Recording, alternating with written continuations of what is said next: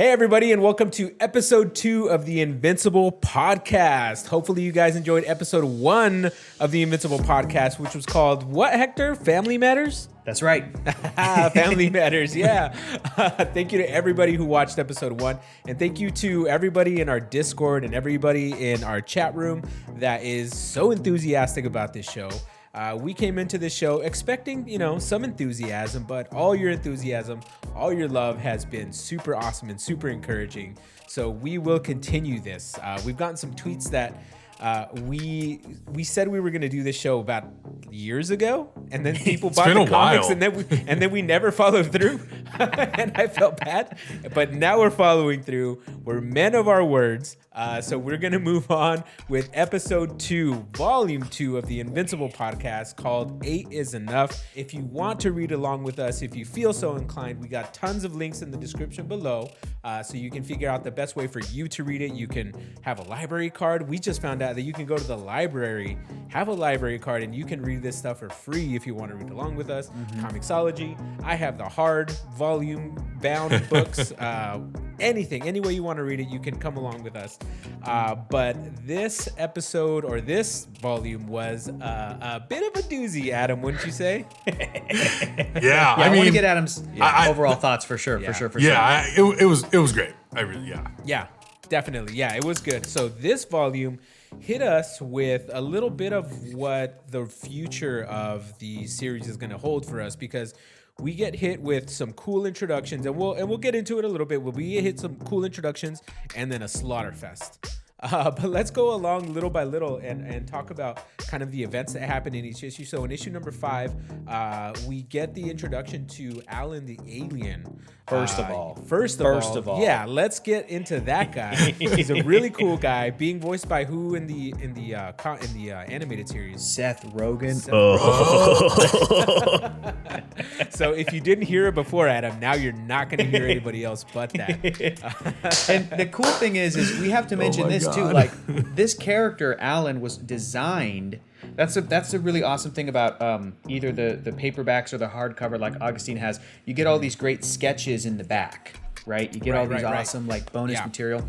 And in volume 1, they have a sketch in the back where Kirkman is talking about how artist Cory Walker already had to have him designed because Alan the Alien was going to cameo in a panel when Nolan is describing how he came to Earth and how he fought different threats. And you can go back and see him, be like, oh shit, that's him right there. That's Alan the Alien. Yeah. And Robert Kirkman already had an idea for how he's going to use him in this issue, but he's like, hey, we need to nail him down. And Cory Walker loved to draw him and nailed the design with the one eye. And then by the end of this volume, in issue number 8, is the first one that has artist Ryan Ottley taking over the series for Cory Walker. And the first issue, Ryan Ottley, I think, is very much trying to mimic a lot of Cory Walker's style to really get it to blend. And eventually, Adam, this is going to become just as much Ryan's book. Like, his style will really solidify, but he also loves drawing Alan the Alien. Like, everybody loves Alan. Alan, Adam, what did you think of that that issue? I was actually very, very surprised how simple of an issue it was. Like, it's very straightforward. Omni-Man just says like, hey, there's this thing you got to go deal with. You got to help me out. And he just goes out into space. He's like, I don't even know if I can breathe out there. And he figures out, he's like, well, if I can hold my breath for like over a 2-week period of time, you should be okay. And I was like really surprised that this whole issue was just an interaction with an alien. And I think it's absolutely hilarious that the way that this whole thing is resolved is like, hey man, you just want to talk this out? Should we just like have a conversation? Do we have to fight this out? Can't we just be like regular people and just communicate? And I loved that. That was such a surprising thing to me to see, like, because I think all the time when we see stories like this, it's just, it's a brawl. It's a brutal brawl to the death. And it takes some moment at the very end after everything is like half destroyed for two characters to come to sort of like an agreement. And I love that this was like, you get a little bit of that, but it's mostly like, why don't we just talk this out? And then you find out the whole thing is a misunderstanding and you're like, this is great. I love this. This is so human. What did you, even though Alan is not human, what did you feel of his interaction? Would you grab a beer with Alan the Alien? Oh, absolutely. It's again, I think it's a huge testament to this book and this whole series. You don't have to spend a ton of time with characters And they do such a really good job making everything that they say and do matter within 2 to 3 panels. And you're immediately just kind of fall in love with them in varying degrees, you know? Like Alan the Alien is the type of character that, even though we get very little with him in the beginning, you go 3-4 panels in and I'm like, man, I really dig this character. This character is like immediately misunderstood by like Omni-Man and everybody who in some form or fashion will have an interaction with him. And I love that, you know, like again, it humanizes that character, even though he's a one-eyed alien. This moment always reminds me of, you guys remember in Batman Beyond, the Return of the Joker movie, where like, you know, Bruce Wayne the whole time has been telling Terry McGinnis how he should go deal with Joker. And Bruce is telling him, like, remember, he likes to talk. Like, just focus, just double down, just buckle in, you know, and don't let him get to you. And Terry McGinnis is like, wait a minute, I like to talk. So then Terry starts messing with the Joker. Like, you know what I mean? Terry does it his way. And it's a thing where, like, the Joker's thrown off because he's like, what? Shut up, you know? And it's this thing where, like, yeah, why didn't Batman ever try that? The stupid idiot. Like, you know, it's just a new, almost like a youthful approach or idea, and I think it fits perfectly with the theme of Mark being a younger superhero character in a world of established characters. And it's just the twist of like, this is Urath, and he goes, this isn't Urath, this is Earth. This is Earth. What are you talking about?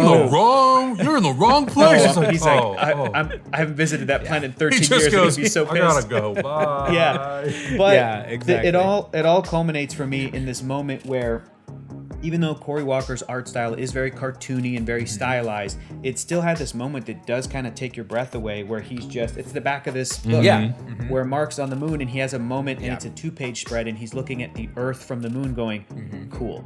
And as a reader, you're like, yeah, you know what? That is cool. All these superhero characters take this kind of stuff for granted, and it's great that Robert Kirkman can find something to be like, if this was you, this is relatable, you would think this is awesome. Yeah, and I think that's absolutely right, Hector, because right now it's our moment to get introduced to the universe of Invincible. And he's using Mark as the surrogate, the audience surrogate, to get used to these things. And yeah, I would totally look back at Earth and be like, wow, this is the first time I'm off planet. You know, I would definitely look back at Earth and see what's up.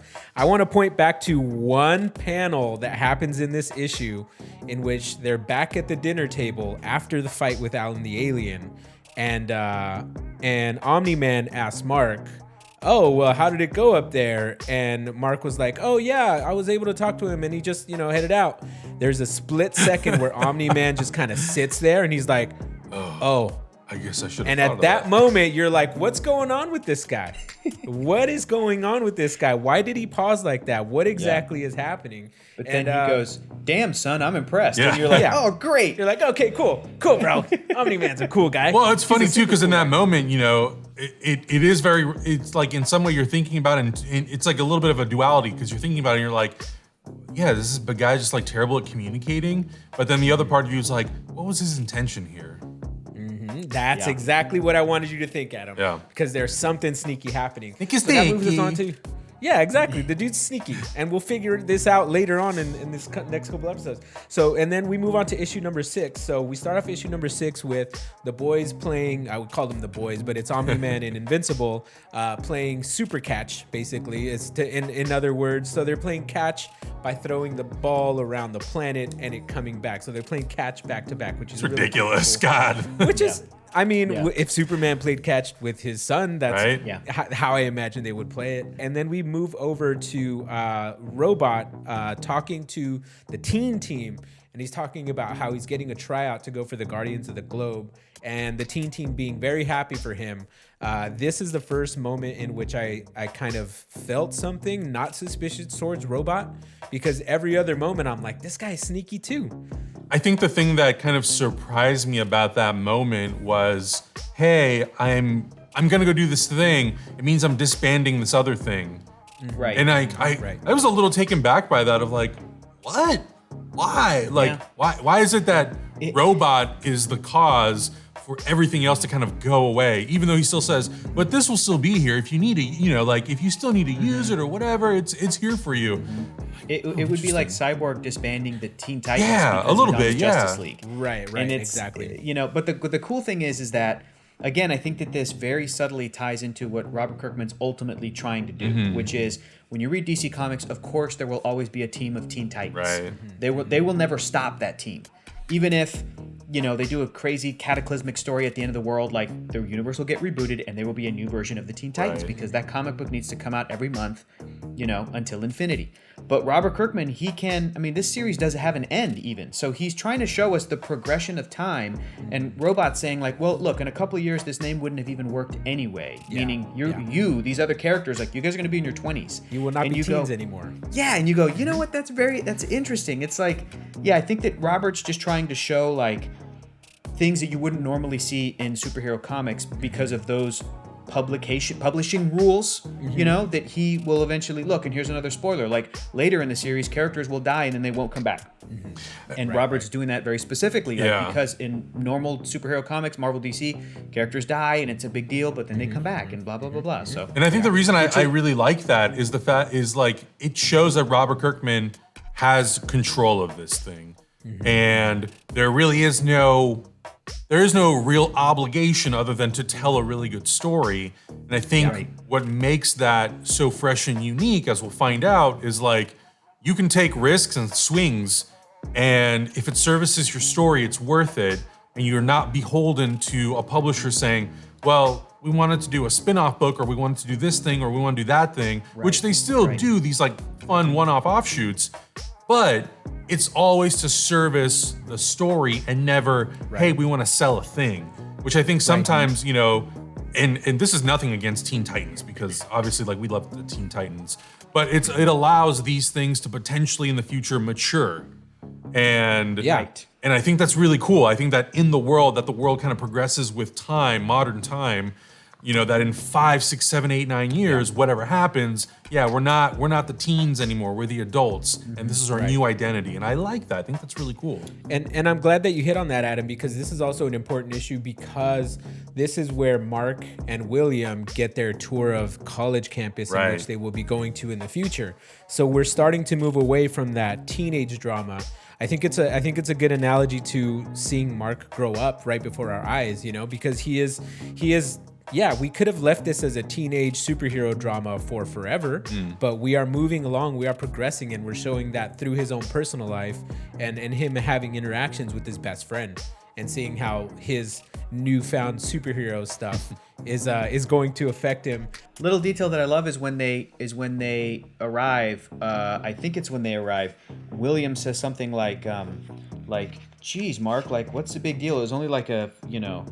I understand what the big deal is. It's a 40-minute drive. Like, you're acting like you've never been on a long drive before. And you think, oh, yeah, because Mark's so used to just flying everywhere. Why would he waste his time in a car if he can get there almost instantly? Augustine, you took a whole mess of notes. I took a whole bunch of notes. Tell me you have this moment in your notes. This is huge. Absolutely. It's a big moment. This is the moment where we see a callback to the previous issue, where we see the trash bag that Mark threw up in the air the moment he quit the burger place land near Big Ben in London, which is really funny. I want to point this out really quick. And I thought it was hilarious that like I flipped the page and I saw this and I couldn't believe it, because I was doing a shoot with Scott Porter earlier, and we were talking about Invincible and how much he loves it and all this stuff. And then he was asking me like, "Where are you in the book?" And I said like, "Well, I just finished volume 4, and tonight I'm starting 5." And he's like, "You saw the part where he throws the trash bag, right?" And I was like, "Yeah."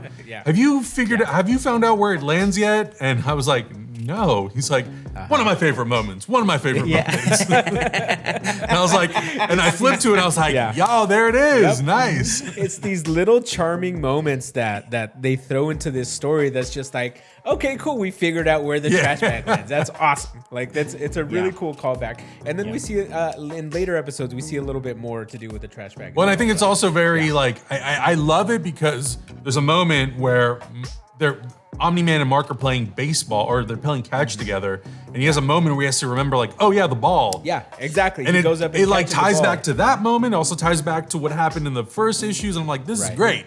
It's like everything kind of fulfills itself. Yeah, and it's smart storytelling. I think it's Ryan really telling us that he's not going to leave a lot of strings unattached for us. Like he's paying attention to all these details and making sure that we know that we're going to circle around to everything eventually. Perfect analogy. Yeah. I think that's exactly what he's saying. So before we get to the trash can, though, we get a mysterious new character who's on the phone freaking out about a suit not being available for him. And we don't know who this person is at this moment. But later on in the issue, after the trash bag lands, we find out that it is a character named Black Samson who has been kicked out of the Guardians of the Globe, and he's freaking out because he needs a suit, and they're panicking. We also have a moment in which there's a robot attack on the campus. So that's a pretty big moment in which Mark has to decide to instantly go into invincible mode and save everybody at the campus, which is great. And this also gives us a little bit of mystery as to where these robots are coming from. Are they coming from the Muller twins? Are they coming from somebody else? We don't know yet. Just to end this issue on a mysterious note, this issue ends with Eve flying into sort of a dark place under a bridge and crying. And we don't necessarily know what exactly is happening with her. Issue number 7 is probably one of my favorite issues early on in the series, because this is our big introduction to our carbon, not even carbon copy, our other world version of this world's, Justice League. Look, man, I read the notes in the back of that book, and Kirkman's like, "This is our take on our Justice League." Mm-hmm. Absolutely, we wear it on our sleeve, man. And it's really cool because they started with one of the most big characters in DC, which is Batman. And so they start off in the port of Gotham City, and they start with a character named Darkwing, and you're like, okay, that's basically Batman. The page flipped, and I was like, yeah, excuse me. Interesting. Yep. I like these versions of the characters. I like that Darkwing exists in a city that has been permanently made into night. I'm like, that's cool. Seems like that's what Gotham City is. Yeah, I like that War Woman is lesbian, who is going against her mother. Like, it's her mother that's the evil character, because her mother sends somebody to be like, you have to come back to her, and she's like, I'll tell my mother I go where I please. Red Rush is Russian, which is cool and super fast. Like even the Aquarus character, I think is the Aquaman guy. I love the fact that we went to Atlantis and it was an actual fish. I was like, and he was just chilling, and he was just bored. He was just bored. Finally something. Because nothing happens under the oceans. And everybody's chilling. He's doing such a good job that nothing happens down there. We also get the teammates of Martian Man and Green Ghost, who are up doing space adventures. And I do like that when Green Ghost turns back into his human shape, he pukes, and he's just like, ugh, this is gross. This weird thing that he has to swallow and regurgitate. Do I have time to clean this?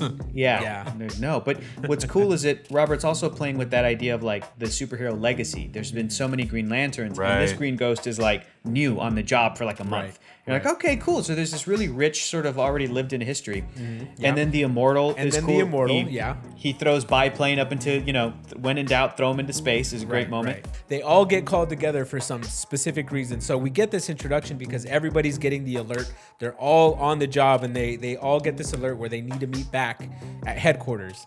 And as soon as they get back to headquarters, they're like, hey guys, what's going on? Page Turner, everybody's getting slaughtered straight up. Blood, gore, everything you want. Heads falling off. Another turn of the page, and we see Omni-Man covered in blood, standing in everybody's bodies.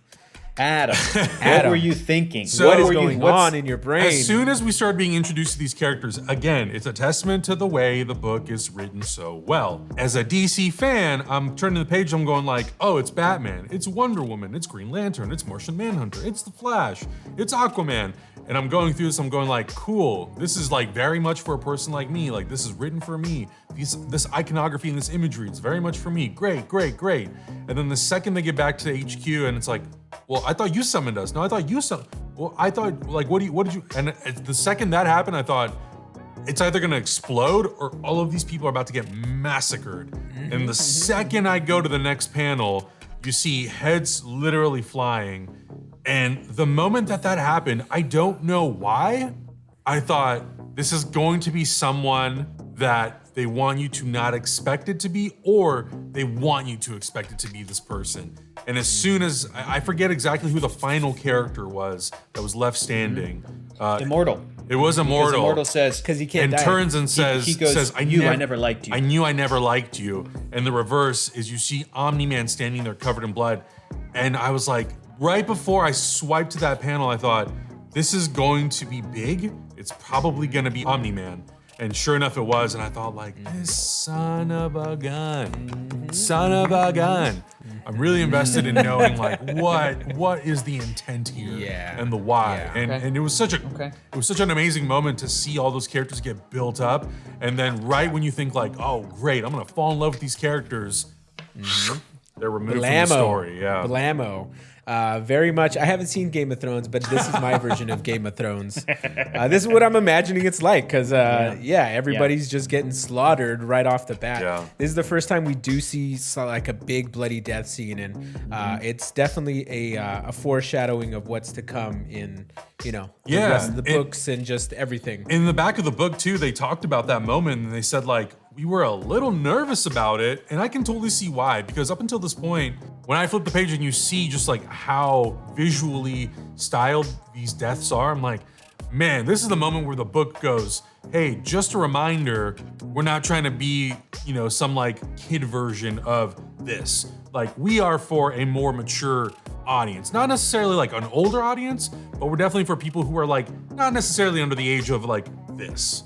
And I like that. And I think that like really that really was the way of like establishing itself as being something different, and really solidifying that with this like visual language, which I thought was really cool. I think you're 100% right, Adam. It lulls you into thinking that this comic book is one thing, and it turns out to be a whole different other thing.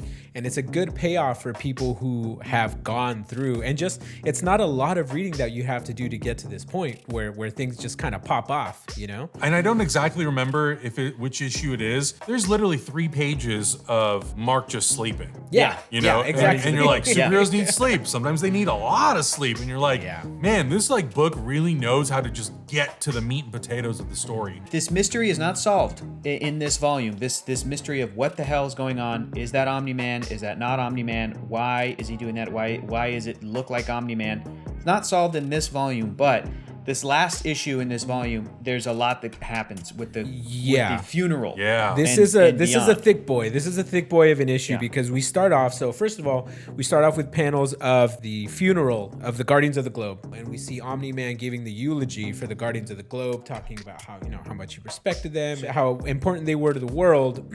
When suddenly we get an attack by Sanford, who is this seems like a D-list villain who's angry because he feels like he should have been the one that killed the Guardians of the Globe. So we get this big giant fight at the funeral, and that's the reveal because he's Alfred, he's the butler of Black Samson, and so they kind of wrap up the mystery of Black Samson because that suit went missing. And so when you read that was missing, correct? The thing that happened with the Guardians of the Globe, all of a sudden Black Samson becomes the prime suspect because the suit was stolen. And so it's able to resolve that, give you an action beat, give you a bunch of character stuff, but yeah, absolutely. And so we wrap up that little mystery storyline, which is really, really cool. We move over to Eve going back to the team hideout, and in that hideout he sees Rex talking to Duplicate, and she's starting to suspect that there's something going on.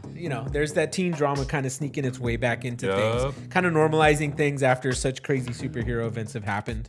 One of my favorite moments of the book is next. One of my favorite moments, which doesn't hold up, but when this book was coming out in like the early 2000s, it rang true, and I want to talk about it because... So the joke is bad. So we'll start it off by saying that the joke is terrible. The joke is I don't condone the joke whatsoever. No, they're not going to tell that joke in that way in the animated show that they're making today. You know what I mean? Right, and exactly. To even take it a step further, like eventually this book will include... I mean, we had War Woman for a scene, but it will include more LGBTQ characters, a little, but it's like, but they're still not really major characters in Invincible that can kind of occupy that space, as far as I know. So like maybe they'll make more changes for the animated series. I mean, one of the characters in the book that we'll meet later, in fact, we meet her in this section. The girl who comes up and gives Mark a note is Amber.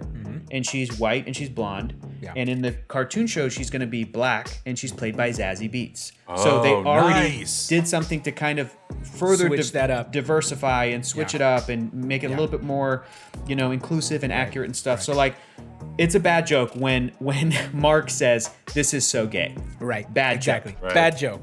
but I understand the intent of the moment. It's great. Yeah. It's supposed to be the moment where these homies are connecting. Like, this is the moment where William sees and really confirms that Mark is that superhero. And he just, honestly, if either of you guys knew how to fly, come on, dude, you wouldn't get me off you. Like, I would be like, Hector, take me over here, please. And I would be like, okay. Yeah, like, I mean, honestly, I need a ride. It's one of my favorite moments in the issue. Despite everything else that happens, it was one of those issues, or one of those moments that, like, when the page turned, I was like, yeah, dude. Yeah.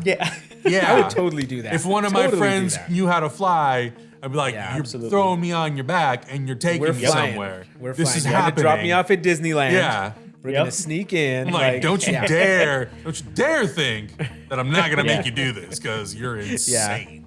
Absolutely. I'm grabbing a sweater. I'm getting some cozy clothes. We're going to Prague, baby.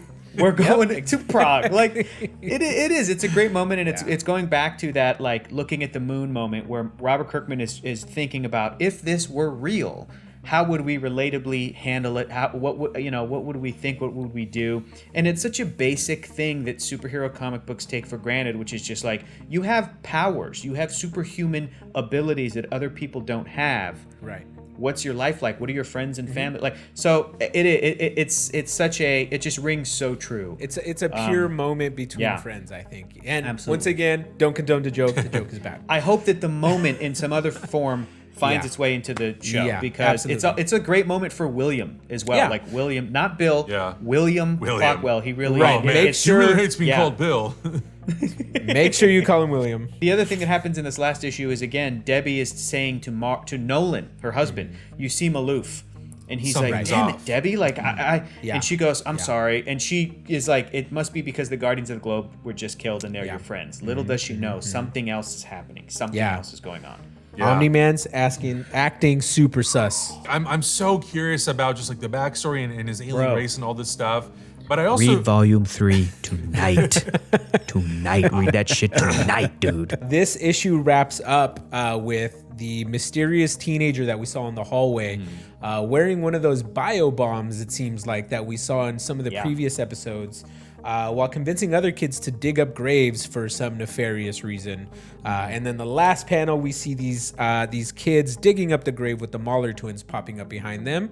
And scene. And we end it right there. So it ends on a pretty decent little cliffhanger. Yeah, just real quick, I want to go back to that moment where when that kid comes back who had the bomb attached to him, what I love is that there's high school gossip about him. And it's Mark Grayson who decides to be like, hey man, welcome back. And the guy goes, hey, thanks, and walks away. And it's like, this reminds me of Peter Parker. This reminds me of, like, Mark is just a kid in school. Nobody knows he's a superhero. He's not a superhero publicly, but he still decides to kind of do the heroic thing and, like, reach out. And I feel like that's what happened to Peter Parker after he was bitten by the spider and he sort of came out of his shell a little bit more. He, like, befriended Flash Thompson, the bully. You know, he talked to more people in the school and kind of, you know, came out of his shell a bit. And it's just a nice moment, because it's just like a nice reminder to be like, yeah, you know, I'm reading a superhero thing. None of us have superpowers in real life, but we can do this kind of thing very easily. Yeah. Just be kind. World Kindness Day. Just be kind. And you also think about the trauma that this kid went through. Like, his body was basically rearranged into a mechanical bomb. And I think the fact that they point that out in the book to remind you of, like, these kids weren't just kidnapped. They were, like, tortured and dismembered and like put, you know, ripped apart and put back together. So when he goes to the grave of the teacher and he's like, he basically just pisses on the grave. You're like, I'd be mad too. You know, you look at that and you're like, that's pretty justified considering everything that's been done to this kid. Yeah, absolutely. So Adam, final thoughts. Like, how are you feeling about this comic? Are you excited to keep reading? Do you see yourself really getting into this world? Like, I want to know where your headspace is. Yeah, I'm really loving this thing. And I love the fact that even though Mark Grayson is, like, the main character, obviously, because his name's on the cover of the book, there's a lot more to it than that. And I think if Omni-Man was not his father and was just like another character in the book, I don't know if I would be as invested in wanting to find out more about his story. But the fact that he is directly tied in, it's like that Darth Vader, Luke Skywalker thing of, like, man, I'm that much more invested because this is this kid's dad, and I want to know more about his story. And I think it like these issues really help sort of like humanize the world even more so. And the fact that we get to see all these Justice League type of characters immediately mowed down, I'm like, man, I'm so invested in what the future holds for a lot of these characters in this story. And I can't wait to see how like relationships evolve, whether it's Adam Eve and Mark Grayson, or it's Omni-Man and Mark Grayson, like Invincible's relationship with his parents in general. Like, how is his mom gonna react to all of this? What tension is that gonna put? You just wait, my friend. And I love the fact that like in these first issues, it has thrown out all these things, and you're just like, I don't know what route to take, but I want to take them all at the same time. Yes. 2 things real quick. Number 1, Robert Kirkman has said that when he read old superhero comics, classic stuff that we all read, that he would notice that it's interesting how like Doctor Doom would go and fight the Fantastic Four, and the FF would deal with him. And then after they defeated Doctor Doom, then the Mole Man would pop up. And then afterwards, they would deal with like Namor, the Submariner. Like, it's just like each villain is almost waiting their turn. Right. You know, like they're seeing the other bad guy attack and like, well, he's got him this week, so I'll get him next week. And Robert's like, that's not how Invincible is going to work. There's going to be all like, again, and when Invincible just takes down the elephant, like it's just like, or Immortal looks at Biplane. He has to deal with this old guy. It's like, all of these different concepts will be revisited, and sometimes stuff that characters don't think is a big deal, and Mark just sort of handles, like, it's going to come back to bite everybody in the ass in a big way. Second thing I want to say is, I remember this vividly, and I still think it rings true, because rereading this is what I remembered. Here's how much I like Volume 1. Here's how much I like Volume 2. Here's how much I like Volume 3. Like, it goes boom, boom, boom for me, and then it's just, I'm in the stratosphere. I'm in the United States of space. I'm in the United States of space. This MARS. is the climb up from the roller coaster, and then it goes bananas. It's really good, and I'm really excited. And so we've reached the end of this episode, so thank you all for watching along. If you watched the whole thing, thank you so much for all of this. I really love your insights on all this stuff, Adam. It was really good. Like, it's refreshing for me. I saw all this DC type stuff, and I was like, this is Adam's jam right here. Like, this is what's going to get him going. Yes. But also you, the audience watching, thank you so much for watching along. I hope you're enjoying it as much as we are. I hope you find our comments insightful. If you are, like, subscribe, comment, do all that good stuff. Find us on all the socials. Jump in the Discord. Make sure you're interacting with us. And we're really excited to record Volume 3, because we're then gonna jump into the stratosphere right after. So, it's so good. Yeah, we'll see you on the next one.